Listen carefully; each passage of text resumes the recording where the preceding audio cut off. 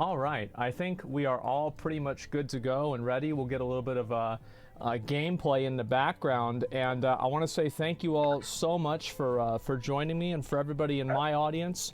We are joined today with, please correct me if I mess this up, Jiwon Choi and the interpreter Justin Carnahan. Is that correct? So I'm actually just a publishing manager. I'm not going to be a real active participant in this interview, but the side here is Goen. She's going to be graciously interpreting for us today. Okay. Hi, it's nice to meet you. Hi. Okay, well, I mean, there are a lot of questions that I have, and I guess the first thing that I should probably start off with is that Lies of P has an extremely, very unique type of setting. It's like kind of a Pinocchio, almost fairy tale type design. What caused you all to choose that type of setting and that type of aesthetic? 네, 사실 오늘 드릴 질문이 여러 가지가 있습니다만, 네, 독특해야지 관심을 가져주니까요.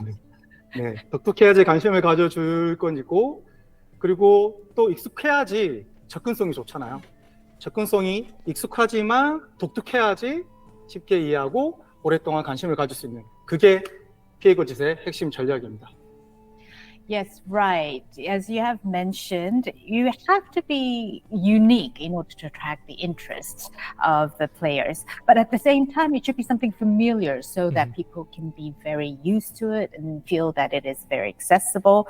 So Lies of P started with this basic strategy of providing something that is very unique, that will garner the attention of people, but at the same time be something familiar as well. And what were some of the inspirations and like maybe other games or media or things like that that kind of helped inspire the world of Lies of P? 저는 어렸을 적부터 비디오 게임 강이 없어요. 그래서 어렸을 적부터 즐겼던 모든 게임들이 p의거짓을 만드는 데는 영감의 원천이 되고 있고, 또 제가 여행 다니는 걸 좋아하기 때문에 여행 다니면서 보게 됐던 장소들이나 거기 역사들에서도 개발하는 데 큰 도움이 되었습니다. Since I was a very young child, I've enjoyed video games. So all of the games that I enjoyed throughout my lifetime ended up providing some source of inspiration for Lies of P. And at the same time, I'm an avid traveler. I love traveling. So everything that I've seen while I was traveling, the locations, as well as the history behind everything that I saw, that came to be another source of inspiration as well. Okay, all right. So he's played a lot of games. What are some of your favorite games? 지금 말씀하시기를 많은 게임을 어렸을 때부터 하셨다라고 말씀하셨는데, 그 중에서 제일 좋아하셨던 게임 몇 가지 있으실까요? 정말 많은데, 네. 저는 먼저 대전 격투 게임, 스트리트 파이터 2를 되게 좋아하고, 그리고 젤다 시리즈, 그리고 파이널 판타지 시리즈 좋아하고, 또 마지막으로 소울 시리즈를 되게 좋아합니다. Oh, there's so many. I don't know if I can talk about everything, but Street Fighter 2 was definitely one of my favorites. And 젤다, 네.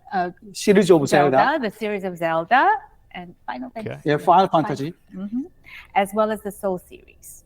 All right. Yeah, that sounds really good. Those are a lot of our favorites here on my stream as well. So that is absolutely perfect to hear. Whenever I played it, I was really kind of astonished because, you know, for the Soulsborne series, I think a lot of people that are, you know, fans of these types of games are just so excited and really happy whenever a new one comes out, no matter what. So I was happy to play it, and I think everybody else that I had really seen was also pretty happy to play it. And I'm curious, now that we're seeing that the date's going to be pushed back a bit, excuse me, what type of changes can we expect to see? There was a lot of feedback on the beta, and how much of those changes are going to happen? Can you give us an idea of like kind of any specific things that are going to be different in the actual release versus whenever we played it on the beta? One thing real quick I'd like to clarify, we're actually not pushing the launch date back. We're still launching on September 19th. What we were mentioned was after the demo launch, we pushed it back by a couple weeks to do some minor polishing changes and the improvements that Jiwon will mention in this interview, but launch date is the same. I apologize. I'm used to most of the developers pushing dates back. Thank you. My apology in the interpretation as well. I'm It's sorry. okay. Let me interpret your question. 소울라이크 시리즈를 생각하면 다들 말씀해요. 어렵다라고. 어렵고 적응하기가 쉽지 않다. 하지만 피해 거짓에서는 그러한 분들에 대해서 아니야, 소울라이크 게임은 어렵지 않고 또 즐기다 보면은 정말 재밌는 게임이야 라는 부분을 꼭 소개하고 싶었어요. 그래서 저희들이 이런 부분에 대해서 많이 집중한 노력했는데 데모 버전에는 아직도 적응하기 위한 어려운 부분이 좀 많았다고 생각을 합니다. 그래서 많은 피드백들을 확인하고 해서 본편에서는 소울라이크란 장르라는 게 참 재미있고 그냥 어려운 게임이 아니구나 라는 부분을 느낄 수 있도록 접근성에 대해서 저희들이 정말 많이 개선을 하고 노력을 했습니다. 그래서 피드백을 주셔서 다시 한번 감사하다고 말씀드리고 싶습니다. I think many people, when they play the Souls-like game, they tend to feel that it's difficult, that it's not very easy to get to know the game. So that's the usual type of feedback that we get. But our main objective with Lies of P is to make people understand that no, that's not the case. Actually, Souls-like games are really fun, they're exciting, and they're not that difficult. So that's the main message that we wanted to deliver.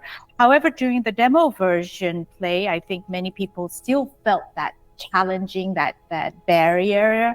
So we wanted to reflect all of the feedback that we got.